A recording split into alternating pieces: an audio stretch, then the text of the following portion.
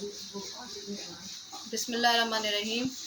آج میرے ساتھ جناب سلیم الہی طالب نوری گورنمنٹ ٹیچر ہائی اسکول سیکھم موجود ہیں، جن کی وجہ شہرت ان کا نابغہ روزگار خطاط ہونا ہے۔ آئیے ان سے ہم خطاطی کے حوالے سے چند سوالات کرتے ہیں۔ جناب، آپ نے خطاطی کب سیکھی، کہاں سے سیکھی اور کیسے سیکھی؟ بسم اللہ الرحمن الرحیم۔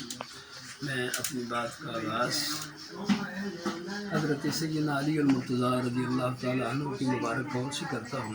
آپ نے فرمایا تھا علموا اولادکم بحسن الخط انہ من مفاتیح الرزق، کہ اپنی اولاد کو حسن خط سے مزین کرو، یہ رزق کے خزانوں میں سے ایک خزانہ ہے، ایک کنجی ہے۔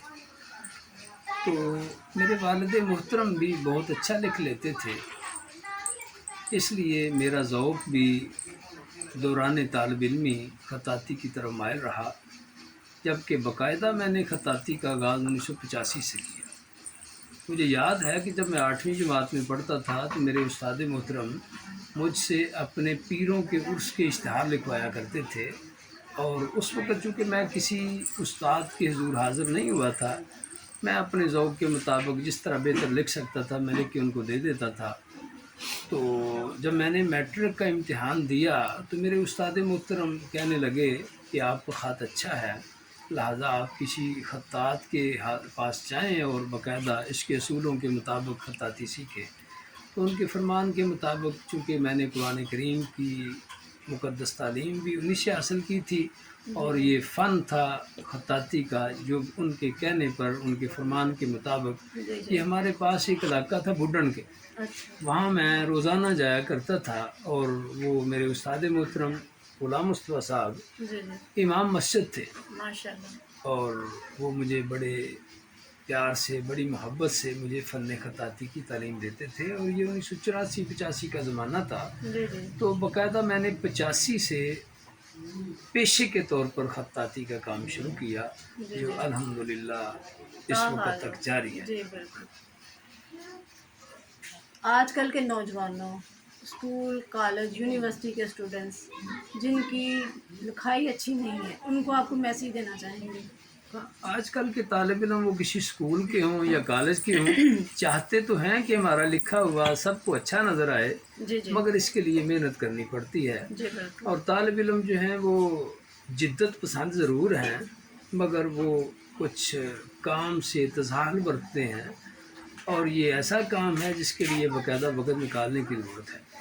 طالب علموں کو تو خوش ہاتھ ہونا بہت ہی اچھا ہے، بہت ضروری ہے، اس طرح ان کے امتحان میں مارکس بہتر آ سکتے ہیں، مگر طالب علم جو ہیں وہ اس فن کی طرف صرف وہ آتے ہیں جو سمجھتے ہیں کہ اس فن کو سیکھ کر ہم پیشے کے طور پر بھی اپنا سکیں۔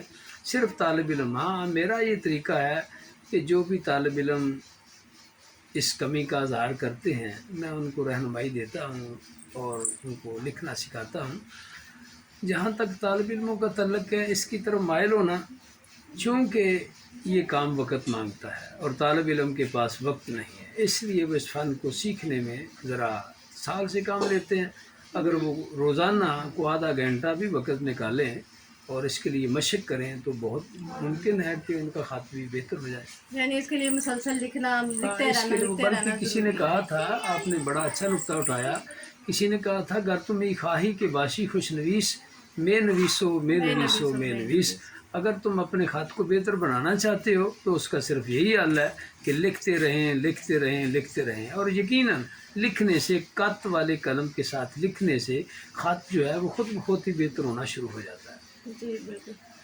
اچھا، آپ نے خطاطی کے حوالے سے کتنے لوگوں کو مستفید کیا ہے، کتنے لوگوں کو سکھایا ہے، اور کتنے لوگوں نے آپ سے خط لکھوا کے اپنی جو ہے پبلسٹی کی ہے، اس کا کچھ اندازہ ہے آپ کو؟ میں نے جو میرے پاس طالب علم آتے تھے اس فن کو سیکھنے کے لیے، میں نے ان کا شمار تو نہیں کیا، ہاں یہ مجھے سعادت حاصل ہے کہ میرے پاس جو بھی طالب علم آیا میں نے اس طالب علم کو کبھی انکار نہیں کیا، اس کو باقاعدہ جو میرے پاس وقت تھا میسر میں نے اس کو وقت دیا، شمار نہیں کیا طالب علم کو۔ ہاں اس کے باوجود بہت سے طالب علم ایسے ہیں جن کے خط اچھے ہیں، پھر کچھ ایسے بھی افراد ہیں جو باقاعدہ اس فن کو سیکھ کر اپنے پیشے کے طور پر اپنا چکے ہیں۔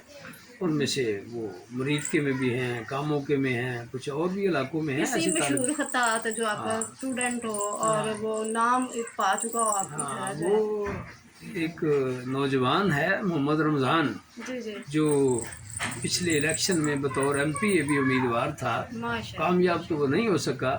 اس کا خط مرید کے میں وہ چونکہ وہ خطاطی سیکھ کر پینٹرز بن گیا، یعنی بورڈ وغیرہ لکھنے اس نے شروع کر سائن دیے، بورڈ اور یہ دیواریں سائن بورڈ اور ماشاء اللہ۔ دیواریں، پھر یہ بینرز وغیرہ لکھنے لگا، اور اس لحاظ سے وہ بہت بہتر خطاط اور پینٹر تصور کیا جاتا ہے مرید کے میں۔ اس کے علاوہ حکیم آصف علی آصف ہے، پھر محمد ریاض ہے، اس طرح کے اور بھی نام ہیں جو باقاعدہ اس فن کو اپنا کر پیشہ اختیار کر چکے ہیں۔ تو جہاں تک ان کی تعداد ہے وہ میں نہیں جانتا، اس لیے کہ میں نے کبھی شمار نہیں کیا۔ یہ ہے کہ میرے پاس جو آیا میں نے اس کو کبھی انکار نہیں کیا، اور انشاءاللہ جب تک زندگی ہے جو بھی آئے گا اس فن کو انشاءاللہ آنے والی نسل تک پہنچانے کا پورا اہتمام کیا جائے گا۔ جی، خطاطی کی اسلامی ہسٹری میں کیا اہمیت ہے اور اس کے فن پارے جو ہیں موجودہ دور میں کہاں کہاں دیکھے جا سکتے ہیں؟ جہاں تک خطاطی کے فن کی تاریخ کا تعلق ہے تو یہ تو نبی کریم صلی اللہ علیہ وسلم پر جب وہی نازل ہوتی تو آپ اپنے صحابہ میں سے ان صحابی کو حکم دیتے کہ وہی الہی کو تحریر فرماؤ، اور اس کے تقریباً کوئی 40 کے قریب نام ملتے ہیں تاریخی کتابوں میں، سیرت کی کتابوں میں، جنہوں نے باقاعدہ وحی کی کتابت کی۔ جی اور اس کی اہمیت کا تعلق جو ہے وہ بالکل واضح ہے کہ اس زمانے میں بھی خطاطوں کی ضرورت تھی، اور خواتین میں بھی اس کی بڑی تعداد موجود تھی۔ حضرت عائشہ بہت اچھا لکھ لیتی تھی، حضرت حفصہ رضی اللہ تعالی عنہا وہ بھی بہت اچھا لکھ لیتی تھی۔ اچھا لکھنا بھی ایک طرح سے اس دور کی ضرورت تھی، اور بہت کم لوگ تھے جو پڑھے لکھے تھے۔ جو پڑھے لکھے تھے ان میں خطاط بھی موجود تھے، اور یہ صحابہ اگر خوش خط نہ ہوتے تو عین ممکن تھا کہ قرآن، اگرچہ اللہ تعالیٰ نے اس کی حفاظت کا وعدہ فرمایا ہے، مگر اس کو صاف لکھنا بھی ضروری تھا، جس کو نبی کریم صلی اللہ علیہ وسلم نے ماہر لکھنے والوں، خط کاتب لکھنے والوں کے ساتھ اب تک قرآن کریم پہنچانے کا اہتمام فرمایا۔ کیا محض خوبصورت لکھنا یا لکھائی کرنا خطاطی کہلاتا ہے؟ یعنی خوبصورت لکھنا ذوق کا تقاضا ہے۔ انسان جو ہے وہ ایک خوبصورتی پسند کرنے والا فطرتاً واقع ہوا ہے، مگر خطاطی جو ہے وہ باقاعدہ اصولوں کے مطابق لکھنے اور سیکھنے کا نام ہے، اور تقریباً ہر شخص میں ایک ذوق پایا جاتا ہے۔ اس میں ایک ایسا ذوق بھی ہو سکتا ہے جو لکھے ہوئے کو پسند کرے، اور جب وہ لکھے ہوئے کو پسند کرے گا تو اس کی کوشش ہوگی کہ میں بھی اس طرح لکھوں۔ اس طرح وہ مہمیز لگاتا ہے اس کا ضمیر، اور وہ لکھنے کی طرف آمادہ ہو جاتا ہے۔ اور جب دل چاہے کہ میں اس فن کو سیکھوں اور اسے پیشے کے طور پر اپناؤں تو پھر اپنا وقت نکال کر وہ باقاعدہ خطاط بننا پسند کرتا ہے۔ اچھا، یہ خطاطی کی کتنی قسمیں ہیں اور آپ بطور معلم کون سی جو ہے وہ قسم زیادہ سکھاتے رہے ہیں؟ خطاطی تو پیشے کا نام ہے، اور خط باقاعدہ صحیح طرح سے لکھا جاتا ہے۔ تاریخ میں ملتا ہے خط کوفی سیدنا علی المرتضیٰ رضی اللہ تعالیٰ عنہ نے ایجاد کیا، اور وہ پیمانے سے زیادہ تر لکھا جاتا ہے۔ اور خط نسخ قرآن کریم کی وجہ سے ہر شخص اس کو دیکھتا ہے، پسند کرتا ہے، اس کے الفاظ بڑے واضح پڑھے جاتے ہیں، یہ خط نسخ ہے۔ اس کے علاوہ خط نستعلیق جو بر صغیر پاک و ہند میں اور خاص طور پر ایران سے یہ نکلا اور بر صغیر میں پہنچا، اور آج پوری دنیا میں اس خط کو بڑا پسند کیا جاتا ہے۔ پاکستان میں یہ خط جو ہے وہ عام طور پر نصابی اور غیر نصابی کتابوں میں یہی خط استعمال کیا جاتا ہے۔ یہ خط دراصل خط تعلیق اور خط شکستہ دونوں کو ملا کر لکھا گیا تھا، ایک نسخ بھی خط تھا، ان کو ملا کر اس خط کو یہ ملا کر، بعض کہتے ہیں یہ خط نسخ اور تعلیق کو ملا کر لکھا گیا، بعض کہتے ہیں شکستہ ملا کر لکھا گیا۔ دراصل اس کا نام جو ہے وہ نستعلیق ہے۔ نستعلیق طبیعت کو بھی کہتے ہیں، صاف ستھری بہترین طبیعت کے مالک کو بھی نستعلیق انسان کہتے ہیں۔ تو گویا یہ خط جو ہے یہ کتابوں میں خواہ وہ نصابی ہوں یا غیر نصابی ان میں یہی خط اپنایا جاتا ہے، اور یہ بہت پرانا پیارا خط ہے جس کو آسانی سے پڑھا برِ جا صغیر سکتا میں ہے۔ مولانا عبد المجید پروین رقم صاحب تھے، پھر امام ویردی رحمۃ اللہ علیہ، پھر اس کے علاوہ تاج الدین زرعی رقم جن کے خط کو پروینی طرز کہا جاتا ہے، لاہوری طرز بھی کہا جاتا ہے۔ حضور حضرت داتا صاحب رحمۃ اللہ علیہ کے مزار پر جو قطعات لکھے ہوئے ہیں ان میں تاج الدین زرعی رقم، مولانا عبد المجید پروین رقم، پھر ایمن آبادی تھے، عنایت اللہ صاحب، یہ سارے بائی ہینڈ لکھے گئے ہیں۔ ہاں یہ ہاتھ سے لکھا جاتا تھا پتھر پہ، تو پھر پتھر کو کندہ کر کے اس میں رنگ بھرا جاتا تھا، تو وہ اتنا زمانہ گزر چکا ہے، وہ ان کی آب و تاب جو ہے اسی طرح اسی واضح طرح ہاں۔ بالکل۔ تو یہ خط کافی طرح کے، خط بہار بھی ہے، پھر خط تگرا بھی ہے، جس خط میں عام طور پر خوبصورت انداز سے بیل بوٹے بھی بنائے جاتے ہیں، خط مشجر بھی ہے، اس کے علاوہ بھی خط بابری جو بابر نے ایجاد کیا تھا وہ بھی ہے، مگر جو رائج ہیں اس میں نستعلیق ہے، نسخ ہے، ثلث ہے، خط رقہ ہے، جو عام طور پر عالم عرب میں ہی لکھا جاتا ہے۔ جی۔ اچھا، کلاس میں اور انٹرنیٹ سے خطاطی سیکھنے میں کیا فرق ہے؟ انٹرنیٹ کے ذریعے اگرچہ سہولت ہو گئی ہے مگر وہ باقاعدہ استاد کا درجہ حاصل نہیں کر سکتا۔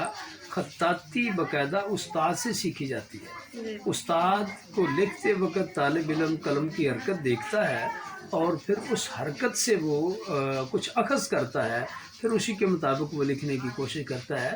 لہٰذا استاد کا ہونا خطاطی سیکھنے کے لیے بہت ضروری ہے۔ انٹرنیٹ سے سہولت تو مل سکتی ہے، بلکہ جو بعض افراد ایسے بھی ہیں جنہوں نے باقاعدہ اپنے چینل بنائے ہوئے ہیں، اس میں وہ باقاعدہ لکھواتے ہیں، لکھتے ہیں، طالب علم سیکھتے بھی ہیں، مگر وہ استاد کا درجہ نہیں رکھتا۔ استاد وہی ہے جس نے یہ چینل بنایا اور لکھا۔ طالب علم مستفید تو ہوتے، بلکہ دیکھا گیا ہے کہ چینل سے ان لوگوں کو زیادہ فائدہ ہوتا ہے جو پہلے ہی اچھا لکھ لیتے ہیں۔ لہٰذا طالب علم کو ابتداً کسی استاد کے پاس جانا چاہیے اور لکھنے کا اہتمام کرنا چاہیے۔ آپ اس موجودہ نسل کو خطاطی کے حوالے سے کوئی میسیج دینا چاہیں گے؟ موجودہ نسل جو ہے اس میڈیا نے اس کے پاس جو وقت تھا وہ چھین لیا ہے۔ اب طالب علم کی نظر جو ہے ہر وہ چیز جو ہے وقت مانگتی ہے۔ ہاں وقت مانگتی ہے۔ کوئی بھی طالب شعبہ علم کے پاس وقت تو ہے مگر اس نے اپنا وقت جو ہے وہ میڈیا کے لیے موبائل کو استعمال کرتے ہوئے اپنا وقت جو ہے وہ ضائع کر دیا ہے، جبکہ اس کام کے لیے وقت چاہیے، اچھا خط چاہیے ہونا، اور حالانکہ اس کے لیے ایک ثقافتی لحاظ سے بھی خطاطی کی ضرورت ہے۔ اچھا خط جو ہے وہ ہر دور میں پسند کیا جاتا ہے۔ خطاطوں کو بڑے، بلکہ ایران میں تو کہا جاتا ہے کہ خطاط کو صدر کا پروٹوکول دیا جاتا ہے۔ خطاطی کے بین الاقوامی مقابلے بھی ہوتے ہیں، پاکستان میں بھی ہوتے ہیں۔ ترکی میں عام طور پر ہوتے ہیں خطاطی کے بین الاقوامی مقابلے جو ہیں وہ ترکی کرواتا ہے۔ تو ترکی میں بہت بڑے خطاط تھے، چونکہ وہ بہت بڑے خطاط تھے اس لیے ان کے نمائندے، ان کے وہ استاد اور منصف مقرر کیے جاتے تھے جو مقابلے میں شامل ہونے کو اعزاز سے نوازتے تھے اور باقاعدہ انعامات دیے جاتے تھے۔ پاکستان میں تو ایسا بس فن پارے جو ہیں ان کی نمائش کی جاتی ہے، وہ کافی نمائشیں جو ہیں وہ الحمرا حال میں بھی ہو چکی ہیں، اور الحمدللہ یہ پاکستان کو سعادت حاصل ہے کہ پاکستان میں بھی بہت اچھا لکھنے والے ماہر خطاط موجود ہیں۔ اور 70 کی دہائی میں بڑا نام تھا سید نفیس الحسینی صاحب کا، تو بہت بڑے استاد تھے، بہت بڑے خطاط تھے۔ عبدالرشید قمر ہے، پھر دیوان غالب کی کتابت اور مصوری کرنے والے صادقین بھی تھے، پھر عبدالرحمن چغتائی تھے۔ مجھے یاد ہے کہ ایک بزرگ تھے، وہ بڑی محبت سے شکایت کرتے تھے، حافظ محمد اعظم صاحب، اللہ تعالیٰ غریق کے رحمت کرے، ان کی قبر کو نور سے بھر دے۔ میں صوفی خورشید عالم صاحب خورشید بیٹھک کاتمہ لاہور میں حاضر ہوتا تھا تو آپ بڑی محبت فرماتے تھے، ان سے بھی میں نے استفادہ کیا۔ پاکستان میں اور بھی بہت سے خطاط ہیں جو ابھی موجود ہیں اور اس پیشے سے منسلک ہیں، اگرچہ جدید دور میں کمپیوٹر نے ان کا جو رزق تھا وہ چھین تو لیا ہے، مگر اللہ تعالیٰ کا نظام ہے، کسی کو بھوکا تو سونے نہیں دیتا۔ کاتب حضرات جو لکھتے تھے ان کو فرق تو آیا ہے کمپیوٹر کے آنے سے، مگر اللہ تعالیٰ اس فن کے ساتھ اگر فن زندہ ہے تو کاتب بھی زندہ ہے، کیونکہ اللہ تعالیٰ نے قرآن کریم میں نون والقلم وما یسطرون فرما کر قلم کی قسم کھائی ہے، تو یہ فن ہمیشہ زندہ رہے گا۔ جہاں تک نوجوانوں کو اس طرف آنے کا تعلق ہے تو میں سمجھتا ہوں کہ وہ خط اچھا ہو یا نہ ہو، لکھ تو سکتے ہیں، اور اپنی کتابوں میں اپنی کاپیوں میں صرف وہی لکھیں جو قیامت کے دن دیکھیں تو سرخ روح ہوں، اور سرکار دو عالم صلی اللہ علیہ وسلم کے سامنے ان کو شرمندگی نہ ہو۔ اس لیے کہ حضرت امام غزالی رحمۃ اللہ علیہ فرماتے ہیں وما من کاتب الا سیفنا ویبقى الدہر بما کتبت یداہ فلا تکتب بکفک غیر شیء یسرک فی القیامت یراہ، کہ ان قریب ہر لکھنے والا فنا ہو جائے گا مگر جو کچھ اس نے لکھ دیا ہے وہ باقی رہ جائے گا، لہذا لکھنے والے وہ لکھ جس کو تو قیامت کے دن دیکھے تو خوش ہو جائے۔ اس لحاظ سے مجھے یہ بڑی سعادت ہے کہ میں نے اپنے ہاتھ سے 45,000 صفحوں کی کتابت کی ہے، اور ہزاروں کے قریب جو ہیں وہ کئی ہزار اشتہار لکھے ہیں، اور اسلامی کام کیا سارے کا سارا۔ غالباً کوئی 50 کے قریب کتابیں ہیں جو میں نے کتابت کر چکا ہوں، اور پھر مجھے سب سے بڑے شرف اور سعادت یہ حاصل ہے کہ میں نے جب بھی سرکار دو عالم صلی اللہ علیہ وسلم کا مبارک نام لکھنے میں آیا ہے تو میں نے پورا درود لکھنے کا اہتمام کیا ہے صلی اللہ علیہ وآلہ وسلم۔ اس لیے طالب علموں سے میں یہ کہتا ہوں کہ خط بھی بہتر کریں، مگر جب نبی علیہ الصلوۃ والسلام کا مبارک نام تحریر کریں تو کبھی سواد کا نشان نہ بنائیں بلکہ پورا لکھیں صلی اللہ علیہ وآلہ وسلم۔ یہی شاید برکت تھی کہ میں نے پہلی مرتبہ جب لکھا تھا صلی اللہ علیہ وآلہ وسلم تو وہ آج بھی پاکستان میں ضروری نستعلیق استعمال ہوتا ہے، اس کی بورڈ میں وہ میرے لکھے ہوئے الفاظ موجود ہیں۔ انہی الفاظ کے ساتھ وہ مولانا غلام رسول سعیدی صاحب کی تفسیر بیان القرآن بھی چھپ چکی ہے۔ ایران کے تعاون سے ایک رسالہ نکلتا ہے پیغام آشنا اور دانش، اس میں وہ میرے ہاتھ کا لکھا ہوا صلی اللہ علیہ وآلہ وسلم استعمال ہوتا ہے۔ پھر اس کے علاوہ منہاج القرآن جو بڑا عظیم ادارہ ہے، ان کی تمام کتابوں میں، تفسیروں میں، حدیث کی کتابوں میں، اور ماہنامہ جو منہاج القرآن ہے اس میں میرے ہاتھ کا لکھا ہوا صلی اللہ علیہ وسلم جب مجھے نظر آتا ہے تو آج بھی سکون ایسے ہی ملتا ہے جس طرح روز حشر سرکار دو عالم صلی اللہ علیہ وسلم کے سامنے میری تحریریں آئیں گی تو اللہ تعالیٰ مجھے مسرور ہونے کی توفیق عطا فرمائے گا۔ تو طالب علموں سے یہ کہتا ہوں کہ آپ جیسا بھی لکھیں حضور کے نام کے ساتھ درود ضرور لکھیں، اور جو کچھ لکھیں وہ ایسا ہو جس کو آپ قیامت کے دن دیکھیں تو آپ کو بھی خوشی نصیب ہو۔ جی بہت شکریہ۔ یہ تھے ہمارے ساتھ سلیم الہی طالب علم چینل 117 اسٹارز نیوز HD کے ساتھ فاریہ نور کنگو۔ آپ کا بہت بہت شکریہ میری بہن، میں آپ کے چینل کی کامیابی کے لیے دعا کرتا ہوں۔ آپ نے میرا پیغام جو ہے وہ نوجوانوں تک، نوجوان نسل تک پہنچایا۔ اللہ تعالیٰ خیر و عافیت رکھے، اللہ تعالیٰ آپ پہ کرم نوازی فرمائے اور آپ کے چینل کو کامیابی عطا اور فرمائے۔ پاکستان کو قائم دائم۔ ہاں، اللہ تعالیٰ ہمارے اس ملک عظیم کو، ملک عزیز کو ہمیشہ قائم و دائم رکھے۔ آمین۔ بہت مہربانی۔